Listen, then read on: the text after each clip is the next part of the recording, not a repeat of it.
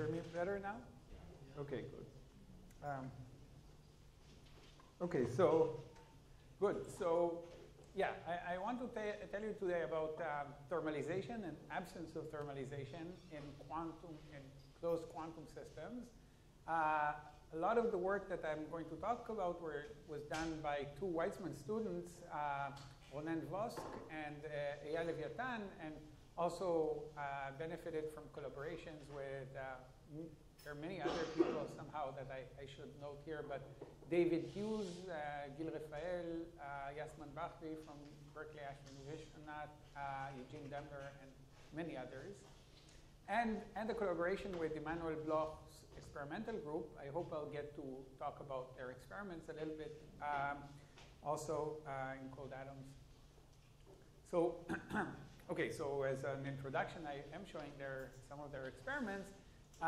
And I'm showing this because in many-body physics, traditionally, people have looked at, in condensed matter, have been interested in the nature of low-temperature quantum phases, which, asymptotically means interesting and unconventional quantum ground states, different possible ground states.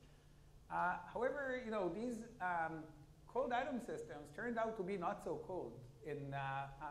Although they're the coldest systems on Earth in absolute terms, in relative terms, compared to their intrinsic scales, they turn out to be much, much hotter than electron systems. So they're not so good in studying quantum ground states very close to zero low temperature limit, although they have their own benefits in that the interactions can be tuned very precisely. However, because they're essentially isolated systems and they can be tuned precisely, they're extremely good in studying something very different, which is quantum dynamics. You can very naturally prepare a well-defined initial state and then let the system go and see how it evolves in time without the interference of an external environment that decoheres or entangles with your system. So you can see pure quantum unitary dynamics in your system and see what are possible universal properties associated with that dynamics. You can study, for example, integrable systems and how systems that are integrable like this Newton cradle, if they're quantum mechanics, whether they still fail to thermalize, whether they behave, they have some oscillations that never relax, and so on. So one can study many-body quantum dynamics in a very clean way in these systems. And what are the questions in quantum dynamics? So one of them is, what are the genuinely quantum effects in dynamics?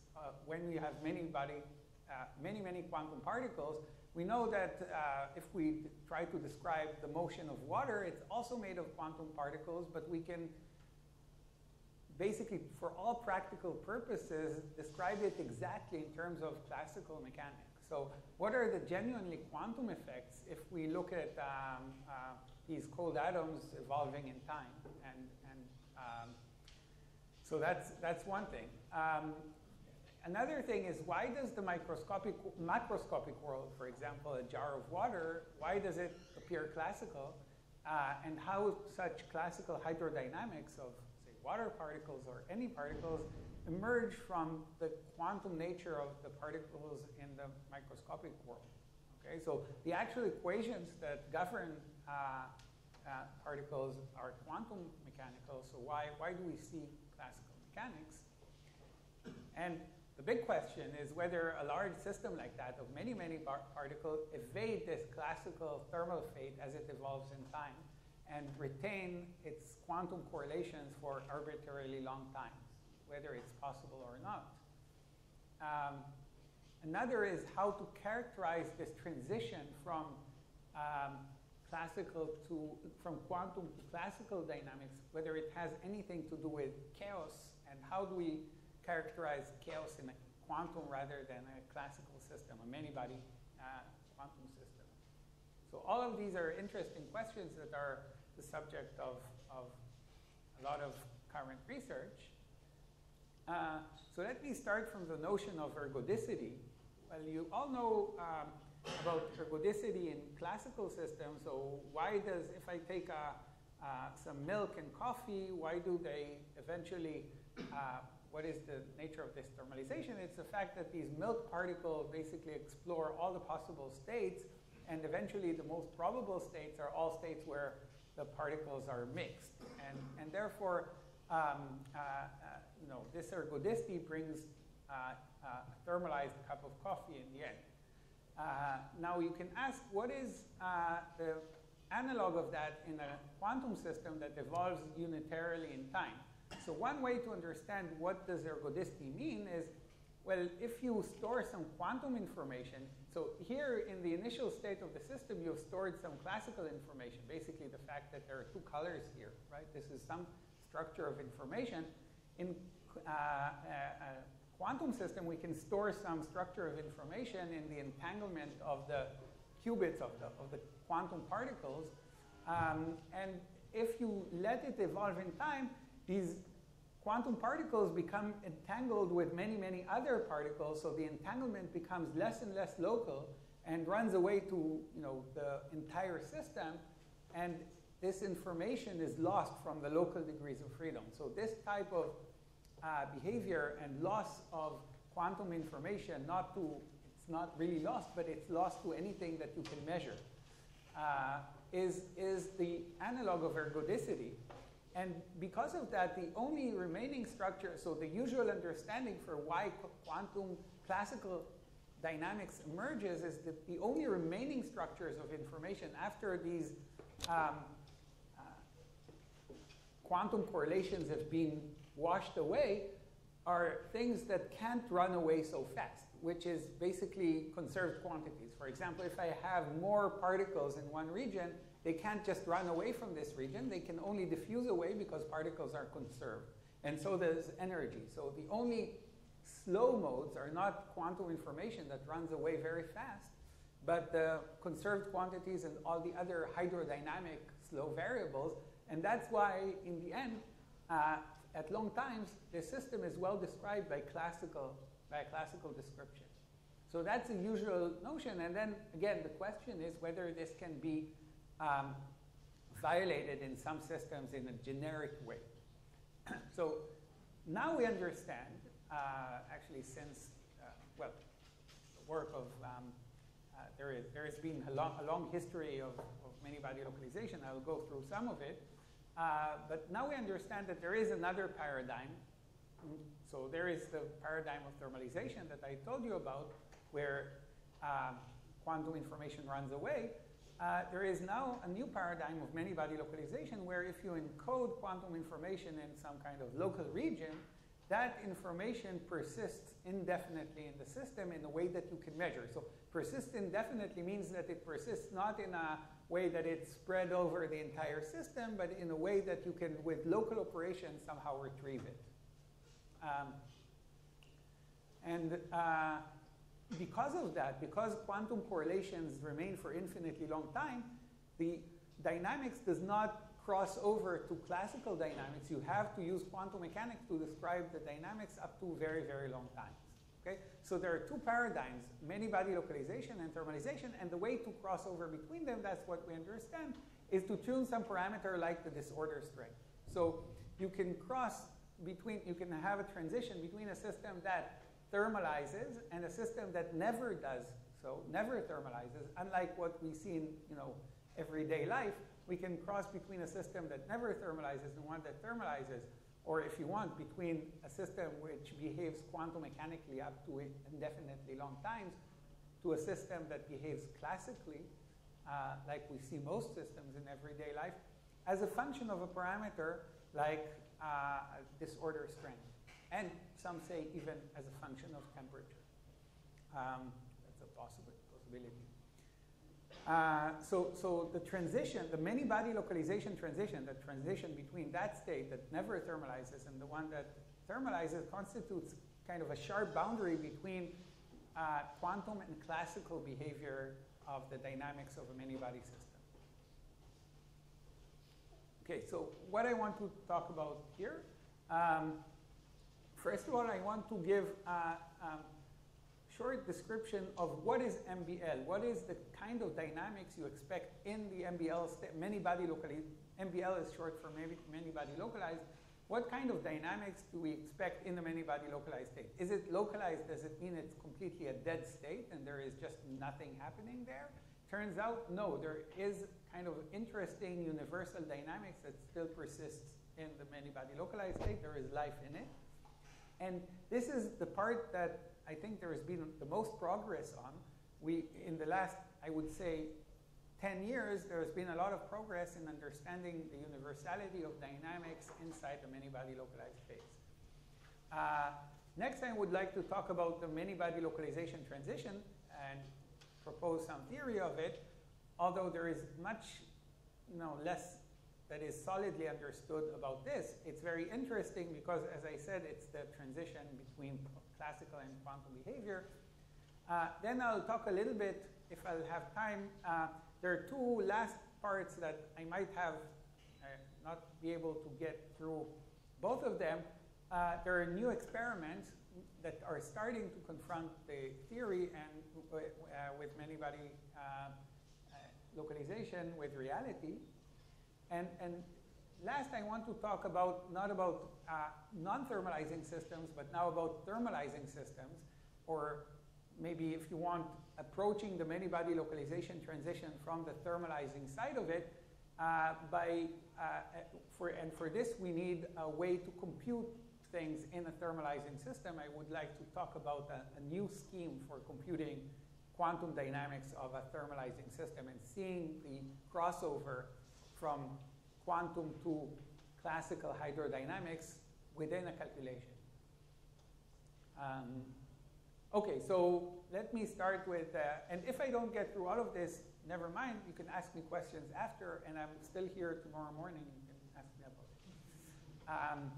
Okay, so I want to start with Anderson localization because I think it's essential for understanding what is many-body localization. So Anderson localization is about single particle physics, but I should note that Anderson actually, when he wrote I sometimes had, too bad I didn't include it here, but there is a paragraph in his original 1958 paper which shows you that he was actually interested in many-body localization.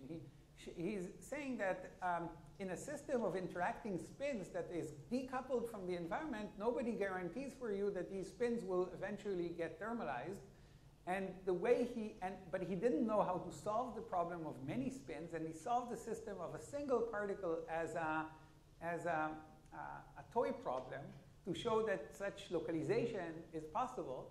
And the idea of this localization is that if you have a particle inside the lattice, say, with many wells, inside a disordered potential with wells of different energies, then in order for the particle to go from one side to the other, it needs to use a resonant transition.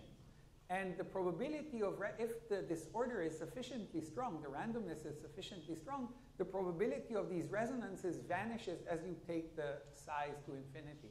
And this vanishing probability of resonances is what localizes the particle. Okay? Now you can ask what happens when you add interactions. So the naive thing is, if I add interactions, if I write the interactions in the basis of the localized single particle states, the interactions look like these four operator, in second quantized language, four operator terms that look like hopping between the localized states. So the naive thing to say is, first of all, interactions act to delocalize because they give you additional hopping terms. But it's actually much, much, much deeper than this, because as I said, there is vanishing probability of resonances. If I have a single particle and I make my system grow linearly in size, then the number of states I can couple to grows linearly with the size of the system, because the Hilbert space of a single particle is just of n sites is just n, right? And its size is n. If I have, on the other hand, a many-body system, the Hilbert space of a many-body system where I allow all sorts of entangled states grows exponentially with the system size. So the opportunity for resonances grows exponentially. And then you say, okay, we're in a completely different game, and maybe there is just not it's not possible to have localization unless, say, my hopping strength is exponentially small or something. It turns out that this is not true. You can have, with order 1 hopping, you can still have localization, and we'll see, I'll show you a kind of toy model later why this is possible. But the question was for a long time whether localization can survive, and there was no answer for a very long time. And then these two groups gave a perturbative argument, and later there was even a mathematical proof for at least one-dimensional systems that there is a many-body localized phase. And actually, this group, Basco, Lehner, and Altschuler, what they emphasized is that if you take a system and you can tune its disorder strength and the temperature, they emphasize the fact that you can have a phase transition as a function of temperature, where at high temperature, the system is delocalized and thermalizing and normal, conventional, while at some finite temperature, you have a very weird transition into a state that does not thermalize. So not only is it has precisely zero conductivity and thermal conductivity, precisely zero, right? This is not true for what all insulators we know are not really insulators. They're really insulators only at zero temperature. If you add some finite temperature, then you create particles above the gap and they're conducting. So insulators usually meant to say only insulators in the limit of zero temperature, but here this is a real insulator at some finite temperature. You become a total insulator. And not only that, this total insulator, because it's an insulator, it cannot thermalize. If you inject some energy at one point, it will stay there forever. Okay? Now, so their arguments basically were arguments for stability of these two phases, and they showed there should be a transition. I should say that recently people were more interested in spin chains and rather than particles because they represent some, it's easier to encode quantum information in chains. In spin chains, you have a spectrum that is bounded rather than unbounded spectrum, and in such systems with bounded spectrum, you can have a localization to delocalization transition even at infinite temperatures. Okay, so the next thing I want to talk about is what is the nature of the dynamics in this strange non-thermalizing phase. If it doesn't thermalize, what does it do? Okay. Okay, so the initial information about that came from numerical simulations of very, very small systems. And here is a system that people like to look at. It's a spin model, but actually you can think of these creation of spin, annihilation of spin, as particles in one dimension. You can think of them as fermions, for example, that hop from one side to another. This is the term that hops them. This term, which is random magnetic field, you can think of it in terms of fermions as a random potential for the fermions. Some wells are higher in energy, some are lower. And this interaction between the spins SZ translates in language of fermions to interactions between the fermions. So this is an interacting fermion model in one dimension, and one can compute something very simple. So start from a very well-defined initial state, just like in these cold atom systems. For example, start with the spins in some configuration, up, down, down, down, up, no entanglement, right? You can see this state is completely classical. In terms of fermion, it means there is no fermion, yes fermion, no fermion, no fermion, yes fermion, and so on, right? Now you turn this, now you start the time evolution at time t equals 0, and the system starts to evolve. So what can you think about? How you can imagine this is that you have some particles and some holes in these configurations, and these holes travel.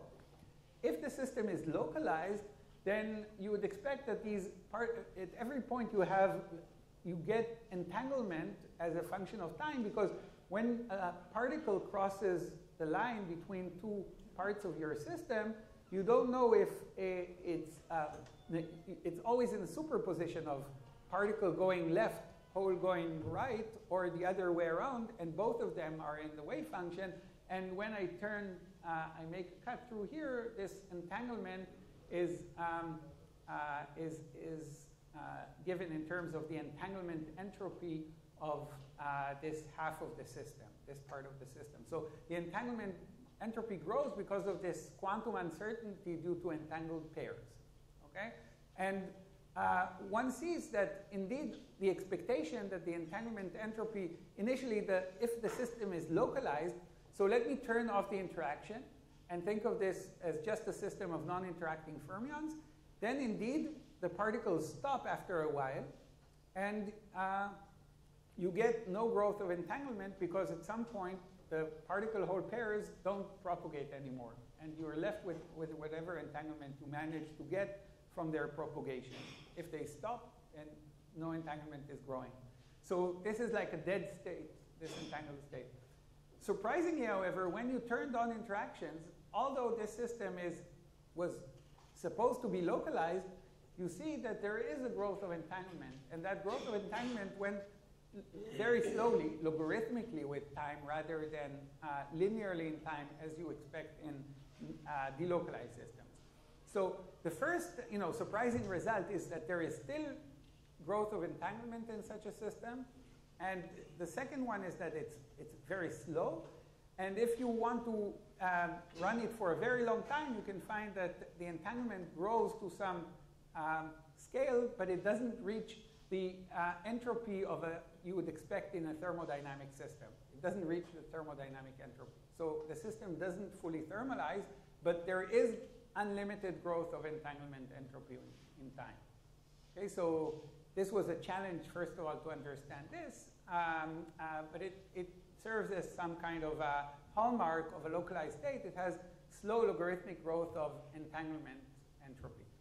Different from an Anderson localized state of non-interacting particles that basically this quasi-particle picture works and it just stops growing.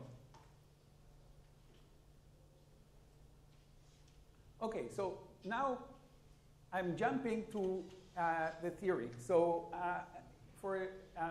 what is the theory for how can we explain this phenomenon? And actually you'll see many other phenomena. It turns out that there is a very, very simple effective model for understanding this phenomenon and actually also others. So, okay, we start from some effective Hamiltonian very similar to the one that I showed before. It could be the one that I showed before, but here it's slightly different. In principle, it's the same if I tune some parameters. This model is, again, interacting, not solvable in any way. But it turns out that you can do a renormalization group transformation. You can renormalize it, and basically this renormalization group transformation, all it means is that apply unitary transformations to change the basis, and it's enough to apply local unitary transformations to change this into a new Hamiltonian that looks, well, here superficially it looks much more horrible, but actually this is very, very simple, because the reason why this is not solvable and complicated is that you have quantum operators like Sx and Sz that don't commute in the same Hamiltonian, right? That's the difficulty of solving a quantum mechanical problem. You have non-commuting operators. But by doing a change of basis that is essentially local, you can rewrite this in terms of effective, essentially local degrees of freedom that all commute with each other. You see, all of them are Sx. So if all commute with each other, it's almost like a classical problem. So these Sx operator are very closely related to the original Sx. So this is an important thing I have to say slowly and repeat. The effective model, what this means actually is, and this was, we've shown it by doing RG kind of a systematic renormalization transformation starting from a microscopic Hamiltonian. But at the same time, these guys actually postulated that something like that happens, and this was postulated as an effective Hamiltonian for many-body localized systems. Basically, what it says is that a many-body localized system is a system with many conserved quantities. These conserved quantities in this case are the sigma x operators in this case, right? Because these sigma x operators commute with the Hamiltonian. And not only sigma x at site I, sigma x operator at every site commutes with the Hamiltonian. So you have an infinite set of conserved quantities that commute with the Hamiltonian. That's the idea of this effective model. In fact, it's extremely simple. For those of you who know Fermi liquid theory, this is essentially the same idea, right? Fermi liquid theory is a fixed point in which Fermi liquid theory describes electrons in conventional metals at low temperatures. And Fermi liquid theory, the fixed point Hamiltonian, is a Hamiltonian of the numbers of quasi-particle numbers at wave vectors k around the Fermi surface. And there are interactions, as you see, like these interactions, but they all commute with each other. There is no non-commuting terms, right? All n of k's commute with each other. So you have an infinite set of conserved quantities, and which makes this Hamiltonian extremely simple. These are the quasi-particles of the Fermi liquid, and here is exactly this, in exactly the same way, you have actually well-defined quasi-particles. There are differences, of course. The difference is that this is a low-energy fixed point, and these conserved quantities live in a very, very thin shell near the Fermi surface in momentum space. So they don't cover the entire Hilbert space of possible operators, while these conserved quantities basically extend through the entire Hilbert space. They basically span the entire Hilbert space, right? So and it reflects the fact that here, all the states in the spectrum from 0 energy to the highest energy are all localized, and they're all in the same kind of fixed point, while in Fermi liquid theory, only the very low energy states behave in this way, okay? But there is a close analogy, and in the same way as Fermi liquid theory is extremely useful in taking this starting point, you can predict a lot of the behavior of a metal or of a Fermi interacting Fermi gas. If you take this simple starting point, you can predict a lot of the interesting behavior of localized states. For example, you can, using very, very simple arguments, you can show that you have logarithmic growth of the entanglement entropy, just based on this effective model. You can show that actually there is not one localized many-body localized states. There are many possible many-body localized states depending on the nature of these conserved quantities. For example, this model has a Z2 symmetry associated with flipping spins along the Z-axis. You can have two types of phases here. One phase, which I would call the localized paramagnet, is where the conserved quantities are even under this Z2 symmetry, and the other where the conserved quantities are odd under this symmetry. That would be the broken symmetry localized phase. So yeah, these guys pointed out that you can have broken symmetry localized phases and non-localized and paramagnetic localized phases. Moreover, you can even have topological states, topological localized phases. And the difference between usual topological phases and these MBL localization protected localized phases is that these localized topological phases can exist at arbitrarily high energies and not only in the ground state. Okay? So, yes. I'm very confused. So yes. Starting with microscopic Hamiltonian, what is its feature that allows you to arrive at this Yeah. So the feature of this is the strong disorder. And the way to do, actually I have a slide on this, but so yeah, the feature that I'll show you, maybe I have it, I'm not sure if I have this slide. If not, yeah, I do have it. Yeah, so the feature is, and the way that what allows you to do it is the fact that there is very strong disorder. And you use this fact that you have very strong disorder to apply local unitaries. Each unitary transformation changes the basis and gives you an effective Hamiltonian at the new scale.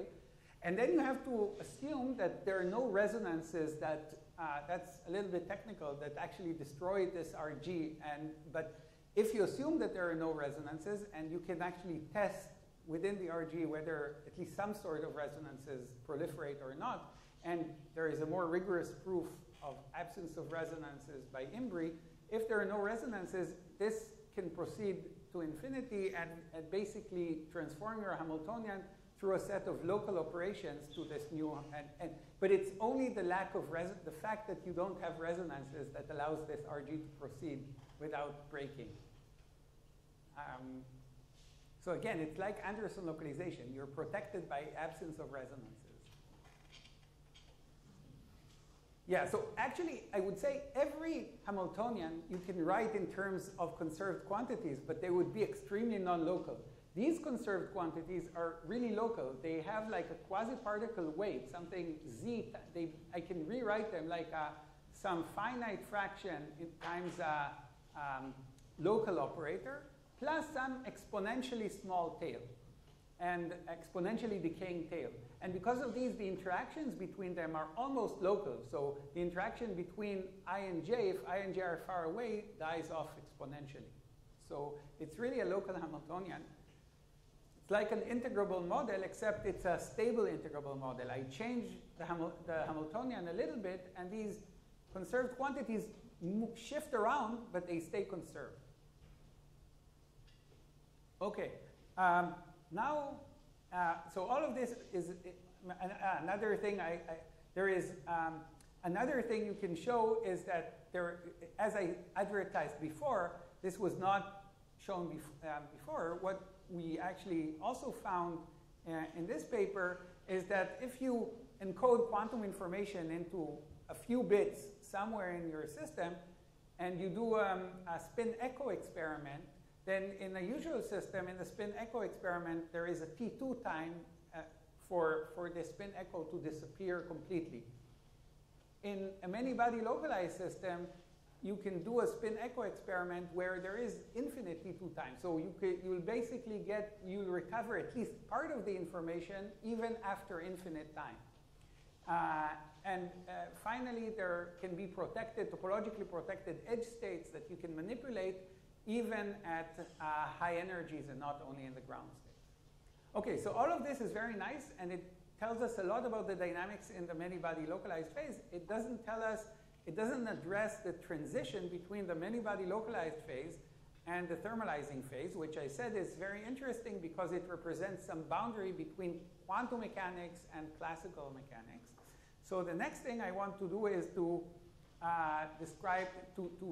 give you a sense of a theory of the transition. So even if you didn't understand anything, I basically am going to talk about something different now, so you can wake up again.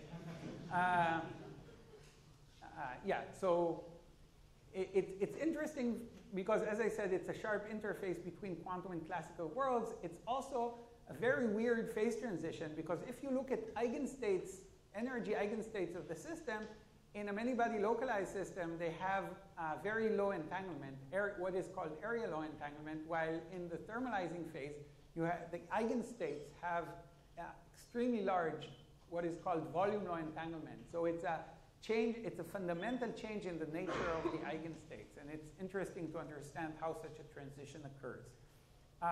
So in order to explain the transition, I'll take the following route, which will also, at least if I didn't do anything else, I'll explain the nature of Anderson localization and many-body localization in a very, very simple elementary terms that are understandable, I think, even to undergraduates. So first of all, let me, to explain the essence of many-body localization, I start with a warm-up of single-particle localization. So single particle localization, I have a particle that can hop between many states, say in one dimension, it's a line. And I want to ask whether a particle can find a resonance at some distance r. Or in other words, if I have a system of size r, what is the probability of resonances? Right? So is there a likely resonance within this range r? So what is a resonance? A resonance is what is the site that has nearest energy. If there is an intrinsic bandwidth to all these sites, which is delta naught, since I don't have one site here, I have R sites that are distributed evenly within this delta naught, then the smallest distance between energy between these two, between any two sites here would be approximately delta naught over the radius R to the D if it's in higher dimensions, right? That would be typically the smallest energy difference I would find here, right? Is this understood? If I have states that are distributed within a range delta naught, and I have R states like this, then the distance between them on average, the smallest distance is delta naught over R, or if the volume is R to the D, R to the D, okay? Now what is the matrix element for hopping? The matrix element for hopping is the hopping matrix element W. It's basically exponentially small because you need to go to Rth order perturbation theory. So you will have an exponentially small matrix element with R, okay? So now you see that the resonance condition is JR, which is the matrix element, times, the resonance condition is that the matrix element for hopping will be larger than the offset in energy. Then you'll have a significant weight of the particle on the two sides, okay? And this will be satisfied only if W times D is larger than delta naught. This is the condition. Now you can view it, I deliberately do it in another way. You can view it as another kind of undergraduate quantum mechanics problem, which is how I want to look at the decay of one level into a continuum, right? So I have something like a quasi-continuum of single particle states, and I want to know the Fermi golden rule rate for decay. The Fermi golden rule rate for decay is the matrix element squared. This is the same matrix element as before, times the density of states. The density of states is just the inverse gap between these two states, which is this delta of R, right? And this is the Fermi golden rule rate of decay. But Fermi golden rule is valid only if I decay to a continuum. And for this to be a continuum, the width of the level should be much, much larger than the tiny spacings between the levels. And then you can say it's essentially like a continuum, right? So this is exactly, so the width of the level, due to Fermi golden rule decay, should be larger than the level spacing. And that's, again, just another way of getting the same ratio that I got in the previous slide, again, for single particle Anderson localization. Now, I'm going to jump to many-body localization and treat it in exactly the same terms. So I want to look at the decay now, not of a particle decaying to many other sites. Now, I have a many-body system, and let's say I start with the system in some configuration. Okay, so instead of site, I have to think of configurations of the system. These are spins. I start from this configuration. I have many 2 to the n other configurations I can decay to, right? And I want to know if I can do it resonantly, or right? I want to know if I can decay into this continuum. So first I have to calculate the matrix element. The matrix element, in order to decay from this configuration to this configuration, I have to do order L if it's a size L system. I have to do order L rearrangements. So I have to go to Lth order perturbation theory. So it would be some small number, J time over some energy scale to the power L. So it will this energy scale is sort of the disorder strength, right? The matrix element, again, will be exponentially small in the size of the system. The matrix element to move from one configuration to a completely different configuration. That would be the matrix element. Now, what is the level spacing? The level spacing is the intrinsic energy scale delta naught over the possible opportunities for resonances, over all the possible, the number of levels. And there are 2 to the L levels here, right? Because there are 2 to the L configurations. So the level spacing is delta L. So now again, I check if the Fermi golden rule actually is valid, if I can think of my 2 to the L states as forming a continuum with respect to the broadening of the levels. So the broadening of the level by Fermi golden rule is this gamma j squared over delta.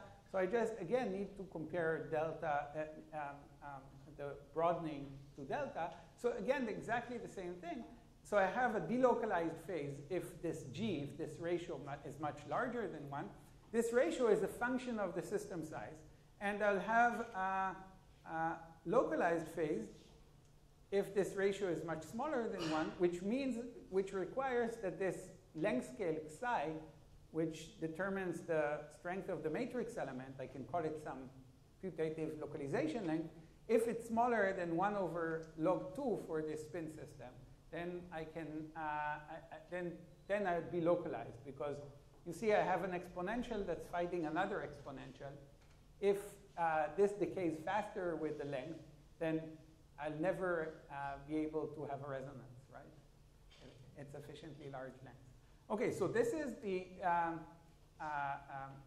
result of this kind of toy analysis, but it gives us something really weird. It says that, well, the transition will occur when the localization length, or this length scale, whatever it is equal to 1 over log of 2. It means that we'll have a transition without a diverging length scale, without a diverging localization length. It looks like a first order transition, which is really weird to find in a disordered system. Actually, in disordered systems, all transitions are supposed to be second order. So is that right? Well, in fact, it's not correct. And let me try to give a slightly nicer toy model that describes why it can be a second order transition. And I think it's actually a pretty nice toy model. So this is a toy model for a renormalization group procedure that we had done with David Hughes earlier. And then David Hughes gave a kind of nice toy model that explains it well, I think. So we have a thermal system of size L. Okay? A thermal system, as I told you before, means that this ratio of the matrix element, or the Fermi golden rule decay rate, to the many-body level spacing, G, should be much larger than 1. And now this iterative argument goes in the following way. Consider 3 subsystems of length about L over 3. Must they all individually have G of L?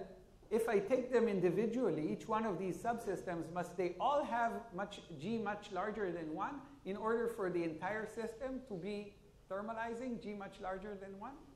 So what do you think? Well, I don't think so. Why? Because I think that if these 2 systems in the right and left side are thermalizing, even if I have an insulator here, the insulator will be thermalized by this system. Well, maybe it's not 1 over 3, but maybe if, you would agree with me if I had 1/100th of a system that is localized, and I would have most of the system, so 1% of the system localized, and all the rest is delocalized, then the rest will be like an environment that will delocalize me, right? So let me just arbitrarily decide that 1/3 is enough, okay? But if the ratio is different, it's not going to change anything, except for some critical exponent, please. So this is, which is anyways hard to measure. So the minimal configuration then should be something like this, let's say. But if that's the case, this is a large system, remember, then each one of these left and right thermalizing systems, each one of them doesn't have to be microscopically fully thermalizing.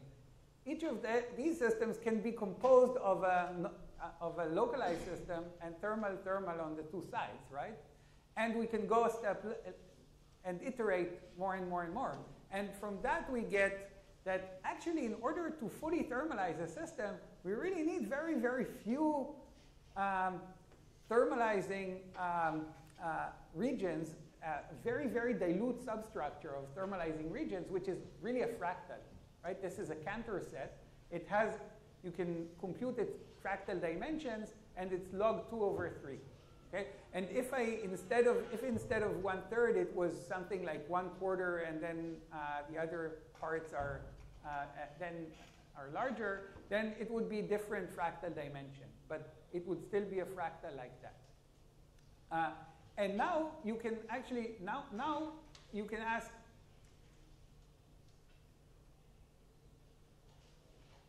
You can ask the following. Let's say I have a small, so the system is disordered, which means that in some regions my disorder can be larger, and some regions the disorder can be smaller. So let's say, what is the region,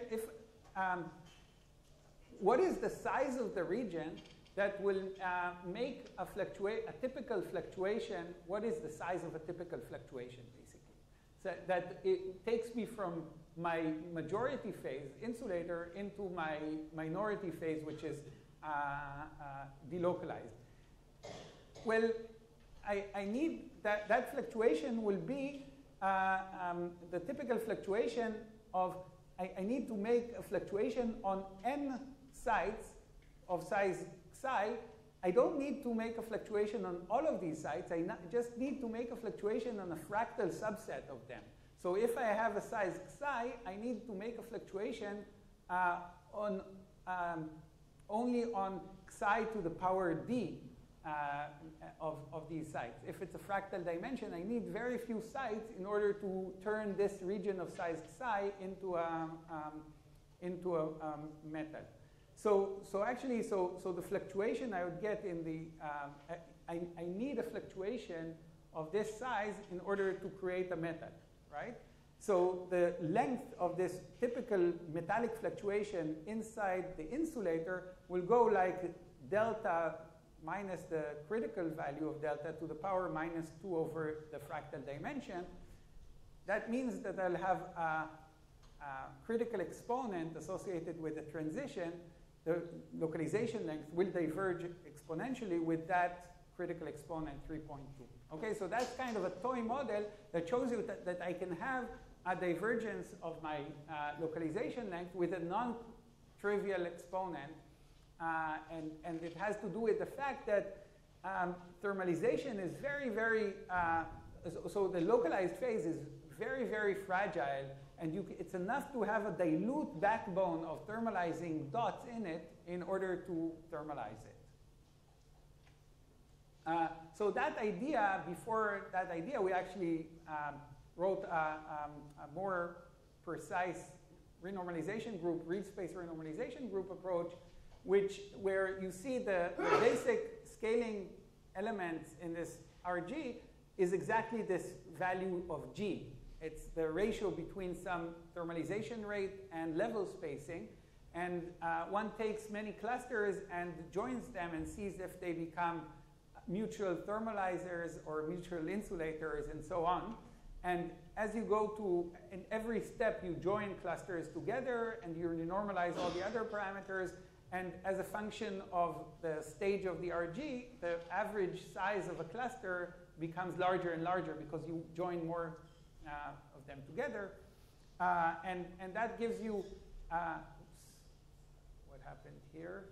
Yeah, so this is, so you get a flow of this value of G, and you see that as you change from strong disorder to weak disorder, you can go from a Manybody localized phase where where this value of this is log G, goes down exponentially with the system size to a case where it grows exponentially. And if you rescale things with the correct critical exponent that happens to be here 3.1, then all these curves follow the universal line, and you see that there is also kind of universality in this that exactly has the critical exponent that you would infer from a very rough toy model analysis. What more, you can actually infer dynamics, because you have, you can ask, what is the, you can ask the question, because in this RG, you're keeping the size of the clusters all the time, and you're keeping the time scale gamma that it takes each cluster to thermalize. So you can ask whether, how the time scale scales with the size of a cluster. And if you have diffusion, for example, if you're in the thermalizing side, you expect to have diffusive dynamics so that the time scale goes like the size of the cluster squared, right? And that's diffusion, right? Because the length of the system that they were able to thermalize goes like the square root of time. This is diffusion. Okay, so now what we try to look at is whether, as you go to the many-body localization transition, how does the diffusion constant change and go down to 0? The surprise was that actually it doesn't. What happens is that instead of the diffusion constant going down to 0, you get something that is non-diffusive. Instead of a power alpha equals half here, you start from a power half. These are at very, very weakly disordered systems that are non-localized. You get diffusion. And then you see that the power laws change continuously until you get, so this is the power law, this is diffusion, and then it goes down to 0 continuously. So you have a completely different sort of transition where the power goes to 0, meaning that the dynamical exponent, if you want, diverges at the transition. This is also seen by numerical results. And here in the RG, it's explained easily in terms of rare regions that even in the thermal region, you can find an exponentially rare region with exponentially low probability, but such an exponentially rare region will delay transport by an exponentially long time because it's insulating, and therefore it will have a crucial effect. And that's the reason for these anomalous transport. So basically, what the RG predicts is that there is a critical point associated with many-body localization, but there is a whole region of thermal phases that have anomalous transport when you go to the many-body localized, as you go to the many-body localized phase. I'll probably skip that. I just want to summarize this part. There is an effective model in RG that is actually now well understood that describes the localized phase and the dynamics of the localized phase. And also there are some attempts at least to describe the many-body localization transition and shows that there is universal dynamics associated with the critical point separating the thermalizing phase and the many-body localized phase. And one very nice result that in principle can be seen experimentally is that there is a region of subdiffusive behavior before you reach the fully thermalizing diffusive regime. Or all of them are fully thermalizing, but this one has an anomalous transport. And the exponent, the dynamical exponent associated with transport here changes continuously and diverges at the critical point. How much time do I have? A few minutes? Okay. Okay, so now I wanted to talk either about experimental observation of these experiments. Yeah, so I think I'll stay with many-body localization and not go to another subject. So I'll just mention that there are experimental observations of this. There are experiments of cold atoms on a lattice in Emmanuel Bloch's group, and we collaborated with them to see these effects. And the idea of these experiments is very simple. So you take fermions on an optical lattice, and now what do we want to look at? So instead of just, because you can't look at one particle, right? There are many indistinguishable particles. How do you know that something is localized or not? So what we actually decided to look at is to see if there are actually conserved quantities that you would not expect to see in the system and never thermalize, never go to their thermal value because they're conserved. In this case, we looked at the imbalance between the number of particles on even sides of the lattice and odd sides of the lattice. You start from a well-defined state where particles only occupy the even sides and not the odd sides. And if the system thermalizes, eventually this imbalance should go to 0, because in the thermal state, you should see on average equal number of particles on even and odd sides. So now you evolve your system with a Hamiltonian that's described by an interacting model with, instead of random disorder, you have a quasi-periodic potential. That has been shown to also have an MBL phase. So instead of random potential, it's a quasi-periodic one. And what you measure is, again, this imbalance between the number of even and number of particles on even sites minus the number of particles on odd sites. So if you have no disorder or very weak disorder, then you see that this rapidly goes to 0, as you expect in the thermal state. But if you have a sufficiently strong disorder, you get some finite value that almost does not decay. It decays slowly here because of some extrinsic perturbations that there is some dissipation in the system that is spurious. But it really doesn't decay for a very long time compared to the characteristic times of your system. Moreover, one can focus on what happens very close to the critical point there in the thermal side, and there you see that the imbalance does decay to 0, but it decays very, very slowly, and this decay becomes slower and slower, and roughly fits a power law like you would expect in a true random system. The problem here is that this is not a true random system, and not in a true random system, it's not clear that you expect to see these power laws, but in fact, these timescales are not sufficiently long to actually even demonstrate that this is a true power law. So one can say at least that you see critical slowing down. The system becomes slower and slower as you reach the many-body, as you approach the many-body localization transition. Okay, so yeah, this is another thing I wanted to talk about, but I don't think I have time. I'll just advertise it without going into it. As you see, the experiments are still looking at very short times because of spurious dissipation. The computations can also not go to a long time because you have to do either exact diagonalization and you're limited by system size, or DMRG and you're limited by the growth of entanglement. So there is no way to actually calculate and understand what you expect to see in these experiments by an unbiased numerical calculation. There is no calculation that can go to long times and capture these effects in the thermalizing system because of growth of entanglement. And what we've done in this paper is we've shown that actually DMRG, in spite of the growth of entanglement, if you tweak it in the right way, the growth of entanglement should not be an obstacle to calculating long-time dynamics, even of a thermalized, those of a thermalizing system. So,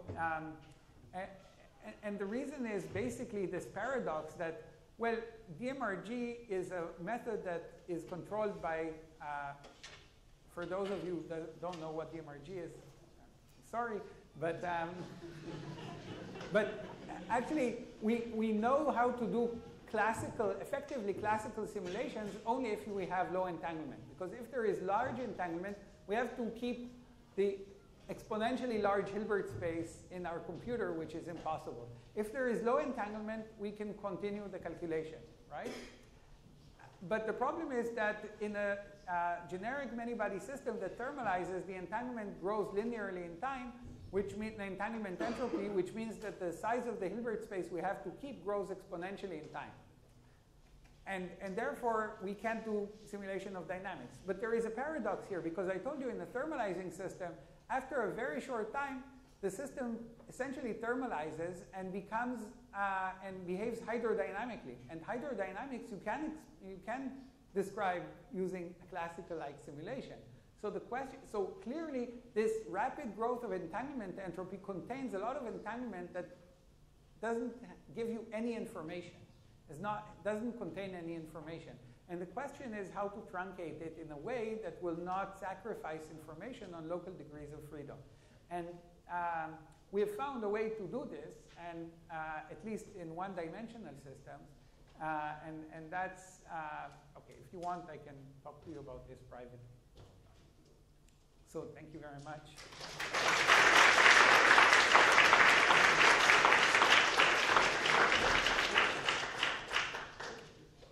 I did want to flash the question.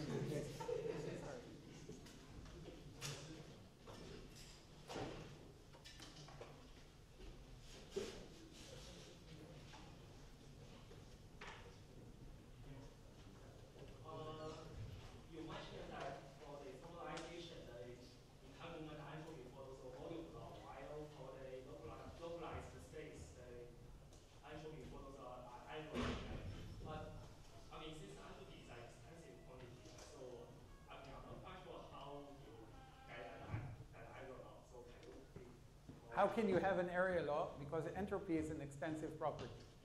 Yes. So, right, it's an extensive property. So this is not the thermodynamic entropy. This is the entanglement entropy. Now, for the entanglement entropy to be equal to the thermodynamic entropy, you must have something like thermalization. The state has to. This is a notion called eigenstate thermalization. So why, if you look at the quantum eigenstate, in an eigenstate of the Hamiltonian, a solution to the Schrödinger equation at some finite energy, a priori, you wouldn't think that it has to represent anything about thermodynamics.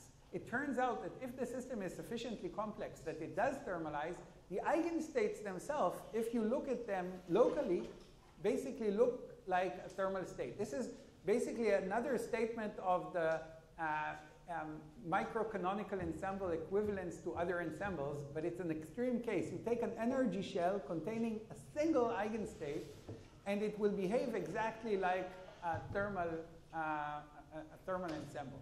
But if the system does not thermalize, then this equivalence of ensemble is moot. And one eigenstate does not have to represent the actual thermodynamic state of a system at finite temperature. And that's the difference. So these eigenstates, if you couple the system into an external bath, you would create this coupling to the bath will create a mixed state of many of these eigenstates that will give you some finite entropy. And actually, volume law, usual extensive thermodynamic entropy, but if you take one eigenstate, it has an entanglement entropy that has nothing to do with the thermodynamic entropy in this many-body localized state.